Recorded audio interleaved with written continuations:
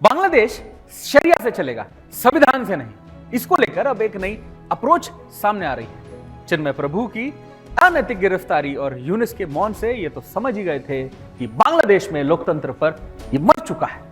लेकिन अब सड़कों पर लाउडस्पीकर पर चीख चीख कर युवा नेता खुलेआम बांग्लादेश में शरिया लागू करने की तकरीरें दे रहा है। आप भी सुनिए क्या कहता है ये जिहादी कट्टरपंथ। माताओं और बहनों, हम बांग्लादेश जमाते इस्लाम की ओर से आज घर घर गए। हम अल्लाह का निमंत्रण आप तक पहुंचाने का प्रयास कर रहे हैं। सृष्टि के नियम का पालन होगा। चूंकि हम सभी मुस्लिम परिवारों के बच्चे हैं, इसलिए हमने इस देश में कई लोगों का शासन देखा। कोई हमें शांति नहीं दे सका। आने वाले दिनों में उस शांति का मुख्य संदेश हम इस कुरान को राज्य के सभी हिस्सों में कुरान के कानून के रूप में लागू करना चाहते हैं। मैं आपसे अपील करता हूं कि आने वाले दिनों में कुरान का राज स्थापित करें। पुरुषों की जगह से पुरुष और पर्दे के पीछे से महिलाएं, हम सब सबकी जगह से बोलते हैं। फिर इंशाअल्लाह ये बांग्लादेश के लोग कुरान के रास्ते पर चलेंगे और आने वाले दिनों में ये बांग्लादेश कुरान का देश है। बांग्लादेश का संविधान अलकोरा होगा। ये देश दुनिया के किसी भी व्यक्ति की मनमर्जी से नहीं चल सकता। हम चाहते हैं कि आप इस पंक्ति में हमारे साथ शामिल हों और अल्लाह के कुरान को विजयी बनाने के लिए जमात इस्लाम में एकजुट हों। कुरान पढ़ें, कुरान समझें, कुरान का अध्ययन करें। हम सभी आने वाले दिनों में कुरान का साम्राज्य स्थापित करने की पूरी कोशिश करेंगे। याद है हसीना को बांग्लादेश से भगाने और हिंदू के नरसंहार का मास्टरमाइंड कौन था? अमेरिका में यूनुस ने दुनिया से उसका परिचय कराया था। नाम है महफूज आलम। महफूज आलम ने अपने फेसबुक पोस्ट में पूर्वोत्तर भारत, विशेष रूप से पश्चिम बंगाल, त्रिपुरा और असम को बांग्लादेश का हिस्सा दिखाते हुए एक विवादित नक्शा साझा किया था। उसने यह दावा किया कि बांग्लादेश अब भी अपने मुक्ति की तलाश में है और यह केवल शुरुआत है। इसके साथ ही महफूज ने 1975 और 2024 की घटनाओं को जोड़ते हुए भारत और बांग्लादेश के बीच ऐतिहासिक और सांस्कृतिक संबंधों को लेकर अपनी राय रखी। उसने भारत की ऊंची जातियों और हिंदू कट्टरपंथियों को जिम्मेदार ठहराते हुए आरोप लगाया कि इन कारणों से ही पूर्वी पाकिस्तान यानी बांग्लादेश का निर्माण हुआ था। हालांकि महफूज ने भारत पर कब्जा करने के इस विचार को कुछ ही घंटों में छुपछुपाहट हरा लिखा दिया। पाकिस्तान और चाइना के हाथ की कठपुतली बनकर बांग्लादेश नाच रहा है। बड़े पर निकल आए हैं इसके। वो नहीं जानता कि वो खुद ऐसी गहरी खाई में गिरने वाला है जहां से वो कभी बाहर नहीं आ पाएगा। दिवालियापन ऐसा कि टीवी चैनलों की डिबेट में वहां के पत्रकार ये चर्चा कर रहे हैं कि कैसे पाकिस्तान और तुर्की से मिलकर भारत के खिलाफ मोर्चा खोला जाए। एहसान फरामोश बांग्लादेश कहता है कि हम अपने पड़ोसी नए सिरे से बनाएंगे, और कितना जहर उगला है आप भी देख लीजिए। ये दलाल लोग सबसे ज्यादा खराब हैं। ये लोग यहाँ की खा रहे हैं और बात करते हैं भारत की। यही सबसे दुख की बात है। हसीना जैसी गलत, स्वार्थी और भ्रष्ट नेताओं को उन्होंने बनाया और उन्हें संरक्षण भी दिया। क्या भारत हमारा मित्र है? भारत कहता है कि पड़ोसी नहीं बदल सकते, लेकिन मैं इस बात से सहमत नहीं हूं। पड़ोसी बदल सकते हैं। भारत ने खुद बदला। पहले पूर्वी पाकिस्तान, अब बांग्लादेश बन गया, तो हम भी नाम बदलकर बहुत कुछ बदल सकते हैं। हम 7 और पड़ोसी नए सिरे से बना सकते हैं। समस्या कहां है? अगर युद्ध की बात करें तो मैं कहता हूं कि एक भी युद्ध नहीं होगा, बस हमें समय समय पर चौकस रहना पड़ेगा। लेकिन बांग्लादेश की जनता दलाल ज्यादा है, भारत का दलाल। ये लोग देखना नहीं चाहते। नीति की बात करते हैं, जबकि वो लोग आक्रमण करते हैं और हम कहते हैं नीति। हमारे पास सेना नहीं है, हम विरोध नहीं कर सकते। बांग्लादेश में छात्रों का बहुत असर है। कई क्रांतिकारी हैं। बांग्लादेश में क्रांतिकारियों की कमी नहीं है। भारत हाल फिलहाल हमारे खिलाफ षड्यंत्र रच रहा है। तो अब हम क्या करेंगे? कुछ नहीं करेंगे, बस चुप बैठकर पाकिस्तान से अच्छे संबंध बनाएंगे। कोई भी कभी भी हमेशा के लिए शत्रु या मित्र नहीं होता। पाकिस्तान के साथ अच्छे संबंध हमारे लिए फायदे का सौदा होगा, नुकसान नहीं। तुर्की और चीन के साथ भी अच्छा संबंध बनाएं, फिर भारत हमारे पास भाई भाई कहकर हमारे पैरों पर गिर जाएगा। संविधान को शरिया से रौंदने की जिहादी परंपरा 7 समंदर पार भी दिखाई देने लगी है। ब्रिटेन की सड़कों पर कट्टरपंथी पाकिस्तान जिंदाबाद का नारा लगा रहे हैं। आइए आपको दिखाते हैं हाथों में चांद सितारे वाले पाकिस्तानी झंडा थामे कट्टरपंथी कैसे संविधान को खुली चुनौती दे रहे हैं। वो खुलकर कह रहे हैं कि हमारा हक चाहिए। आप भी देखिए।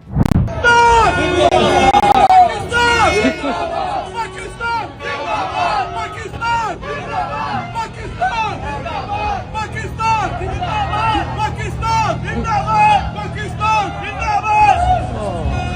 कट्टरपंथ की आंच में अमेरिका को सुलगाने का प्लान बनाया जा रहा है। एक कुख्यात कठमुल्ला अमेरिका में इस्लामिक राज कायम करने की खुली चुनौती दे रहा है। हजारों लाखों मुसलमानों को उकसाते हुए वो कह रहा है कि हमारी संख्या तेजी से बढ़ रही है और बढ़ाओ। वो खुश होकर कहता है कि हम मुसलमान स्कूलों में, बिजनेस में अपनी हिस्सेदारी बढ़ा रहे हैं। चर्च बंद कराओ, मस्जिदें बढ़ाओ ताकि शरिया लागू किया जा सके। आप भी सुनिए ये इमाम सिराज वहा क्या कहता है। न्यूयॉर्क शहर के बारे में सोचो, 15 लाख मुसलमान, 300 मस्जिदें, 30 पूर्णकालिक मुस्लिम स्कूल।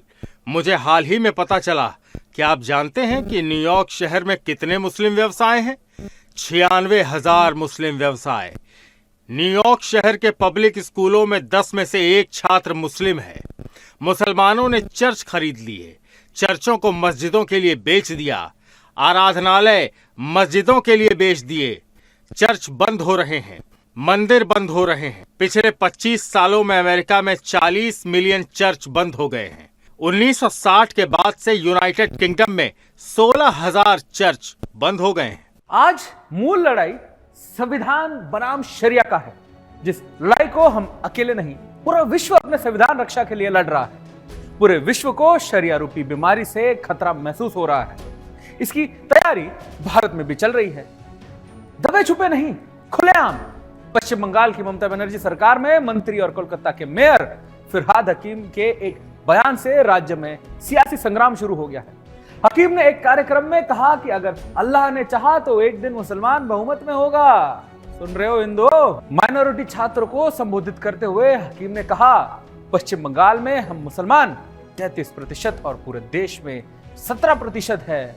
हम संख्या के हिसाब से अल्पसंख्यक हो सकते हैं, लेकिन अल्लाह की रहमत से हम सशक्त हो सकते हैं। हम एक ऐसे कौम से हैं जो कौम, बंगाल में तो हम 33% हैं, मगर हिंदुस्तान में भी हम सिर्फ 17% है और हमें माइनॉरिटी कम्युनिटी कहा जाता है। मगर हम अपने आप को माइनॉरिटी नहीं सोचते हैं। हम सोचते हैं अगर अल्लाह की रहमत है हमारे ऊपर, अगर तालीम हमारे साथ है, तो हम एक दिन मेजॉरिटी से भी मेजॉरिटी हो सकते हैं और हम अपने, अल्लाह की ये मेहरबानी होगी जो हम अपने ताकत से ये हासिल करते हैं। इंडी गठबंधन वाले तो संविधान पर मानो अपना कॉपीराइट करके बैठ गए। हर बात में संविधान संविधान रखकर चलते हैं, लेकिन संविधान के मूल्यों और सदन की मर्यादा का जरा भी ख्याल नहीं रख पाते। ऐसा ही एक नया कांड कर डाला है सपा सांसद संजय सिंह ने। ना जाने किस ठसक में है, गुस्सा है, खीजा है या कुछ और है।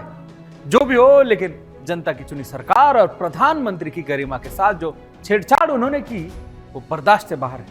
आप भी सुनेंगे तो यही कहेंगे ये पीएम का नहीं, लोकतंत्र का अपमान है। सुनिए।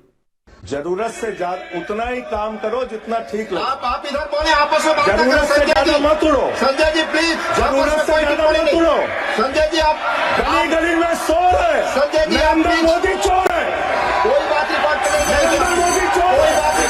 जरूरत से ज्यादा उतना ही काम करो जितना ठीक लगे। आप इधर बोले, आपस में बात करते हैं। जरूरत से ज्यादा मत उड़ो। संजय जी प्लीज, जरूरत से ज्यादा मत उड़ो। संजय जी आप गली गली में शोर है। संजय जी नरेंद्र मोदी चोर है। कोई बात रिकॉर्ड करेंगे। नरेंद्र मोदी चोर है। मुस्लिम तुष्टीकरण की राजनीति करने वाले दलों ने संविधान को ढाल बनाकर खूब इस्तेमाल किया है।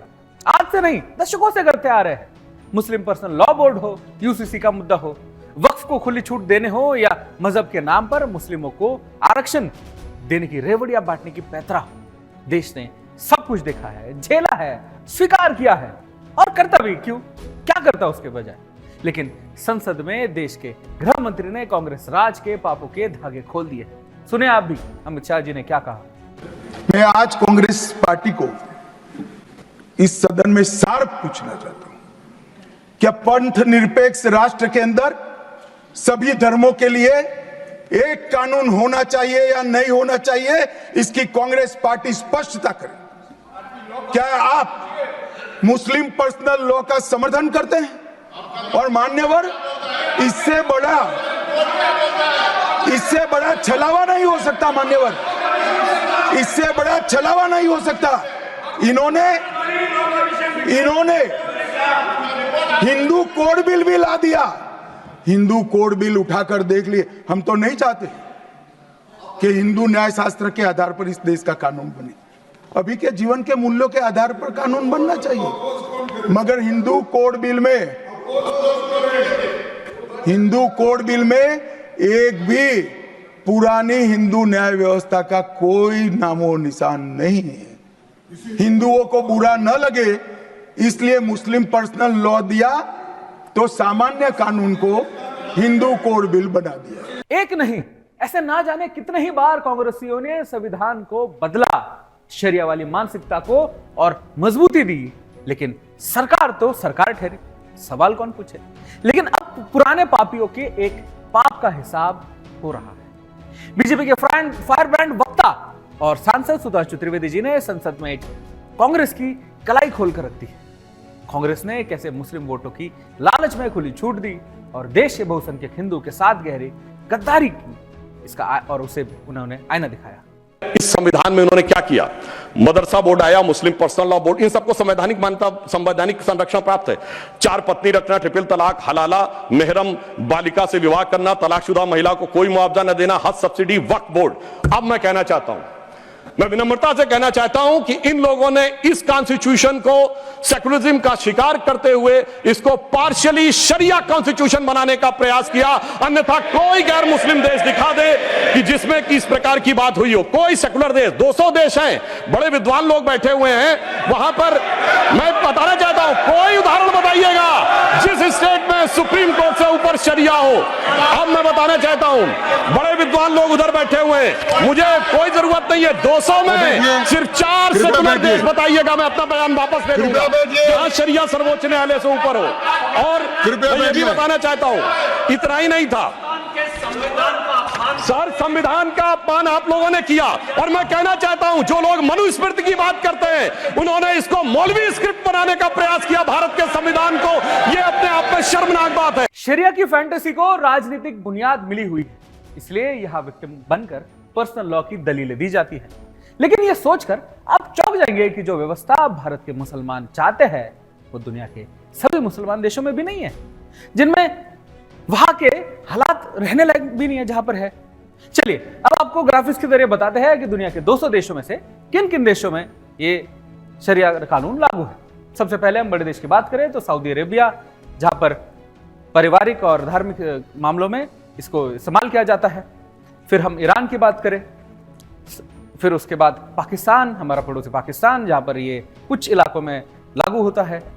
फिर सूडान, यहां पर पहले बहुत हाई इंटेंसिटी के साथ शरिया का किया गया था, फिर बाद में इसको कम किया गया। फिर अफगानिस्तान, फिर उसके बाद मालदीव, इंडोनेशिया, यहां के कुछ हिस्सों में शरिया कानून लागू है। नाइजीरिया, यहां के भी कुछ हिस्सों में, पूरे देश में लागू नहीं है। यमन, यहां पर भी लागू है। कुवैत, और ये वो कुछ बड़े देश है, 200 देशों में से इन चुनिंदे देशों में शरिया कानून लागू है। और यहां जिन देशों का नाम हमने लिया, ये आप भी जानते हैं कितने रहने लायक है और उनकी क्या क्षमता है। सोच कर देखिए, पाकिस्तान और ईरान के अलावा जिन देशों में शरिया कानून लागू है, वहां के हालात क्या है। संविधान की जिद सिर्फ भारत में ही क्यों है। संसद में भाषण के दौरान गृह मंत्री अमित शाह जी ने शरिया पर बोलते हुए कहा कि शरिया प्रेमी अगर शरिया लाना ही चाहते हैं तो पूरा लाए, पूरा क्यों नहीं लाते। शरिया के क्रिमिनल पार्ट को भी लागू करने का वकालत क्यों नहीं होता है। आरक्षण के प्रावधान करने वाले आर्टिकल की पढ़ लीजिए, इसमें स्पष्ट किया गया है कि कोई भी आरक्षण धर्म के आधार पर नहीं हो सकता। आरक्षण पिछड़ापन के आधार पर।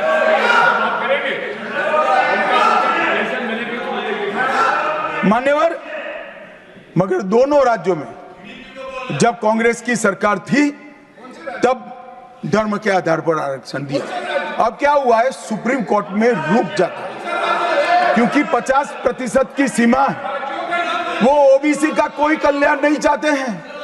50% की सीमा बढ़ाकर मुसलमानों को आरक्षण देना चाहते हैं। मानिए, धर्म के आधार पर आरक्षण देना चाहते हैं। और मैं आज फिर से एक बार इस सदन में जिम्मेदारी तब के साथ कहता हूं, दोनों सदन में जब तक भाजपा का एक भी सदस्य है, धर्म के आधार पर आरक्षण हम नहीं होने देंगे।